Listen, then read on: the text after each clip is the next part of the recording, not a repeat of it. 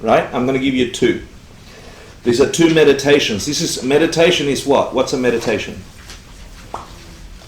What's meditation? What's meditation? Becoming familiar with something. Focusing on something, yeah? Becoming familiar with something. Have this in your mind. Meditate on this. We'll do meditation later. It is the essence of how you make these things come alive. You need meditation for it. You come and learn meditation. But these are 2 of the first steps on these rims, these paths, these lums. Sorry. So let me give you 2 rims for your lums. They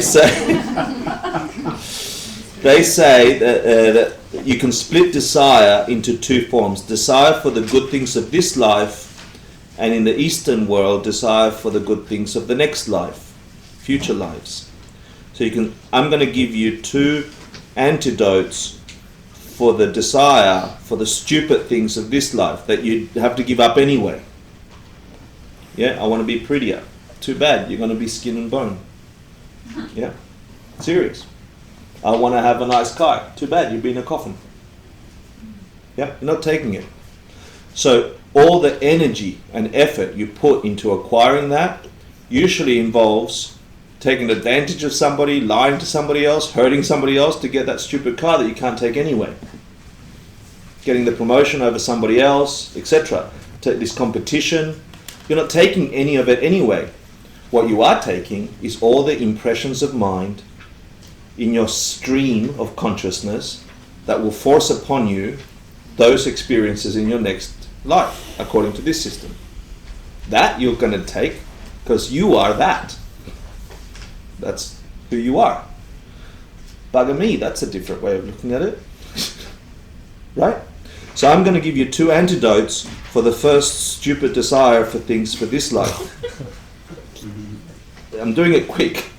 So they're the 2, 1 and 2. Dol Jor Nye Ka and Chiwa Mi Takpe. And they are in your readings. If you got your readings, page 104 and 107. The first one is leisure and fortune are hard to find. That's what it means. I'll just do it really quickly.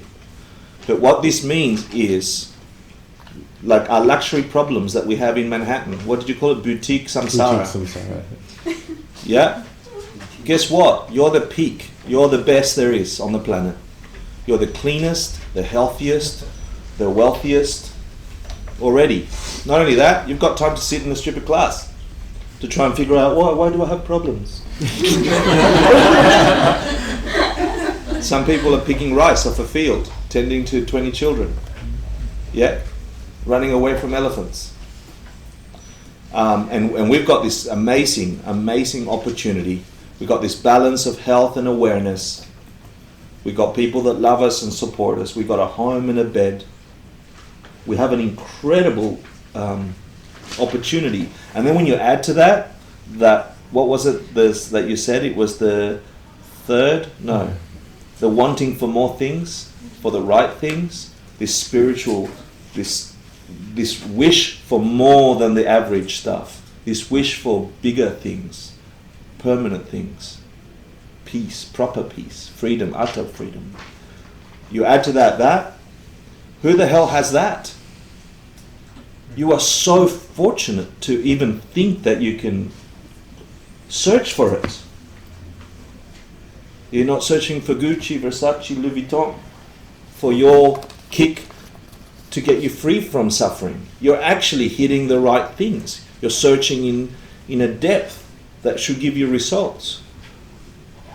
But because it's in samsara, it will also turn to shit if you don't tend to it.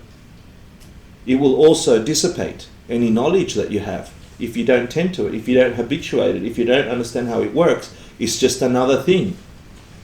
So at this very moment in your continuum, you are extremely fortunate. This life of leisure and fortune, what balance you have to walk the planet in health and a mind that can understand the things I'm saying,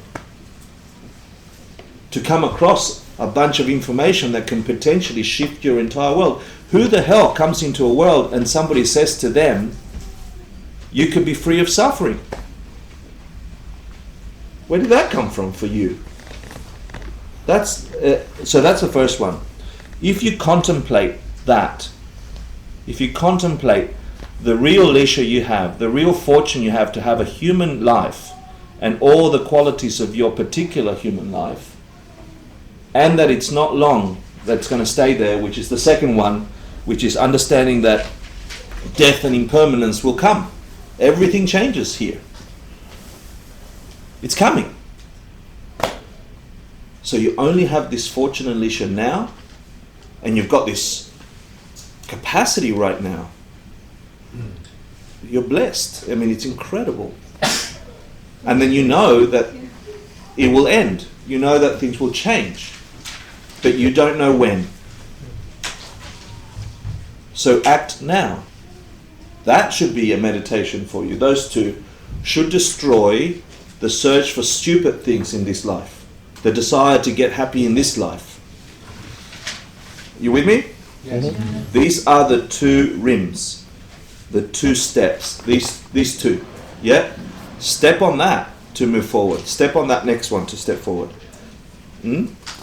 You'll get sick of the useless things in this life.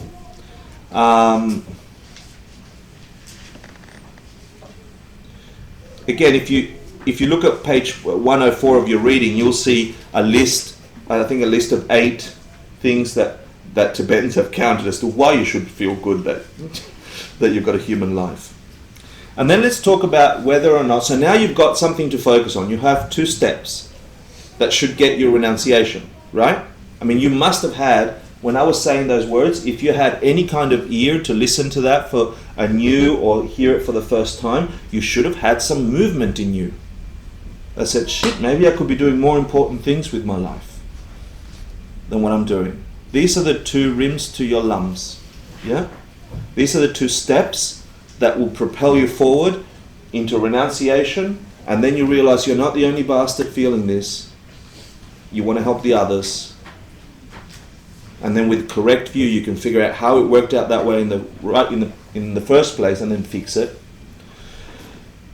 And you should have some renunciation. You had it right now when we talked about it. If you had a movement inside of you, grow that to test whether or not you grow that and you're feeling any kind of renunciation. We're going to look at Master Nagarjuna, lived 1700 years ago, and he reiterated some of the Buddhist teachings about the 8 worldly dharmas. Dharma here means not the teachings dharmas, but just the actions, the things that are being in the world. And they are also in your reading, but to summarize, the 8 worldly dharmas, which are Jikte, where it's not there? Yeah. Okay, 8 worldly dharmas, there you go, beautiful. And the first one is Nye, Ne, Dang, Ma, Ne. I'm not going to go through them in detail. The first 2 are getting something you hope for and not getting something you hope for. We are all forced to have this experience in this samsaric world. We are forever forced to have these experiences of getting what we want and feeling and not getting what we want and feeling The next one is feeling good and feeling bad when you get or don't get what you want, right? This instant feeling of, I feel joy. It must be because I had that beer. I'm having more beer. Or feeling bad. The next one, 5 and 6, is having a good reputation, getting well known. It means getting well known or not getting well known. And this is like, I don't know, you know when you've met some people at parties and you go, oh, remember me? And they go, I don't remember you. And you go, you don't remember me? What's wrong with you? Right? You know that feeling? That we are forced to have this all the time. Why did my boss give them a promotion and not me a promotion? That big inflated me. We are forever having to do that. We're searching for what we're getting, we're not getting, what we're feeling good, not feeling good. Are we well recognized as a thing? Can you identify that I exist? Or did you forget? Oh, you forgot. Yeah? And then getting praised or not getting praised. You know, I did that. It was I. These are the 8 worldly. These are the 8 worldly dharmas. Yeah. Praised, or someone says something bad about you, or Hector, he doesn't really know what his stuff. He's just talking. What, me? Me? This big sense of I that pops up, we're forced to have that all the time. So you've got to consider that. These are the things that happen to you. They happen to you daily, they happen to you hourly. How can she say that to me? Yeah, even when you start getting refined about searching for these, people do it at airports. Do you know who I am? No, do you know who I am? And I love that story of, I can't remember I think it was Delta. The lady got, those megaphones and says, "Excuse me, does anybody know who this person is? Because they've forgotten." Just to get back at them. But they were full of that. Do you know who I am? I am this thing. We all have this flavor. We all have this flavor of these 8 worldly dharmas that happen to us. This is what we're stuck in. This is what we're stuck in. The difference is, when you get renunciation, you still experience things that you like and don't like, that you want and you don't want, that you're recognized or not recognized. But you don't have the same attachment of the I did this. You don't know I am this. The difference here, when you check for your renunciation, is these things will come. They are results from previous actions. They are the natural ripenings of your karmas from this system. They'll come. They'll happen to all of us.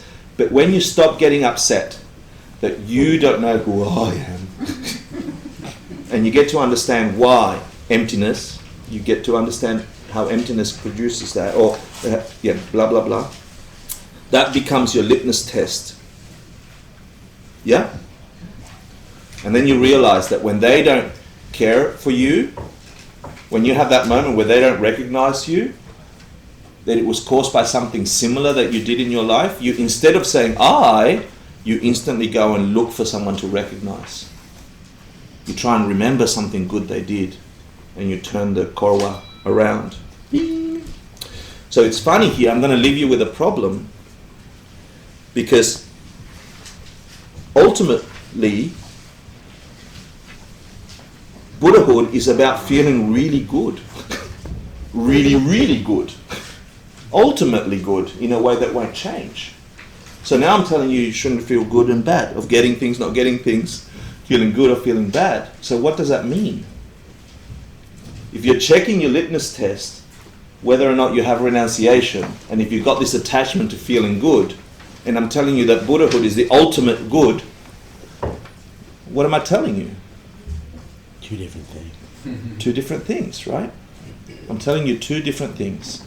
And somewhere in that space, when you go and investigate that, you'll find some answers. If not, you're going to have to come to next week, same channel, blah, blah, blah.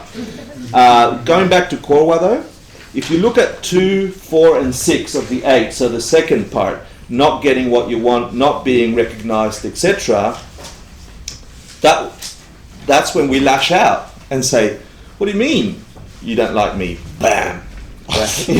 Which means they don't like me more. Bam! Which means they don't like me more. So the second of the 2 of each one of these is that negative korwa, that negative reaction that we have to all the things we dislike and not recognized and not getting what we want and not feeling happy.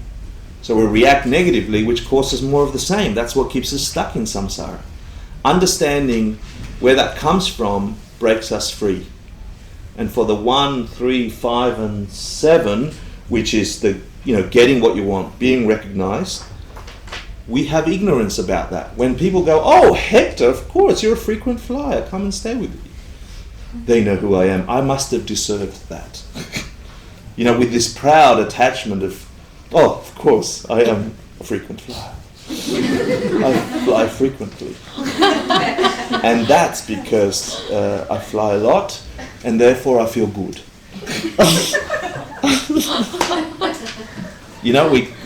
We connect those 2 as if that's the cause of me feeling good. Yeah?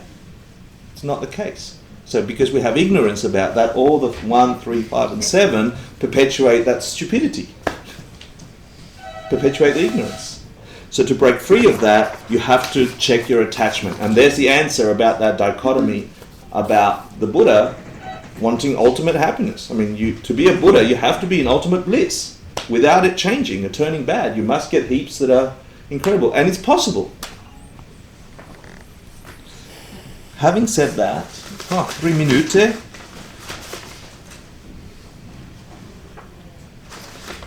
Meditate on it. Think about it. Think about what that means for you. Look at the dark place. Look at the world as it is. Think about the leisure and fortune you've found. You don't deserve it just because you want it. You're experiencing it because you must have had some cause for that. That is incredible. Don't blow it. Doesn't last. Yeah? Use it for something more than a Jaguar or a nice job or the other things you're going to have to let go. This is getting you to renunciation. Renouncing the state of samsara, which is nothing else but the way we are. I hope that gets some light bulbs happening in your heart, because next week we get to turn it to bliss. Yeah. Thank you so much for coming. We're now going to catch any challenge that we've had that can propel us forward in our journey to happiness and bliss, and dedicate that to every being that has no clue, all the people on the subway, all the beings around the world. And here we go.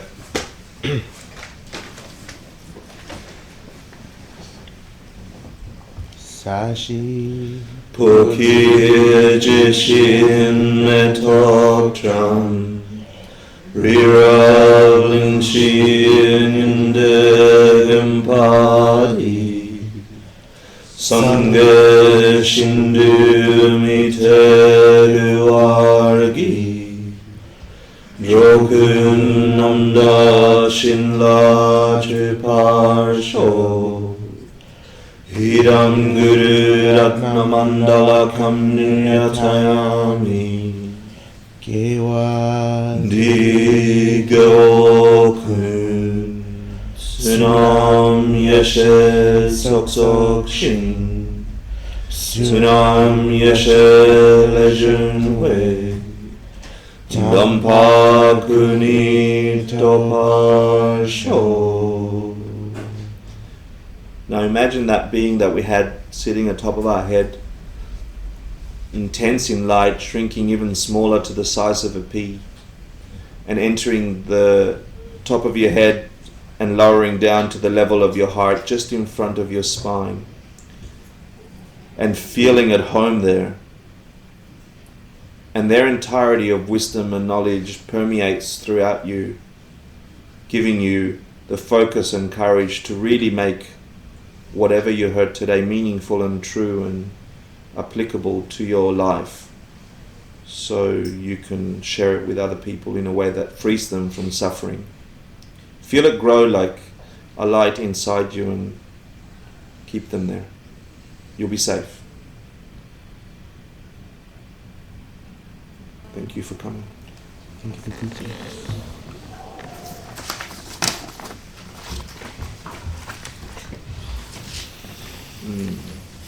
And for those of you who haven't yet gone onto Geshe Michael's page and say, give us the lung.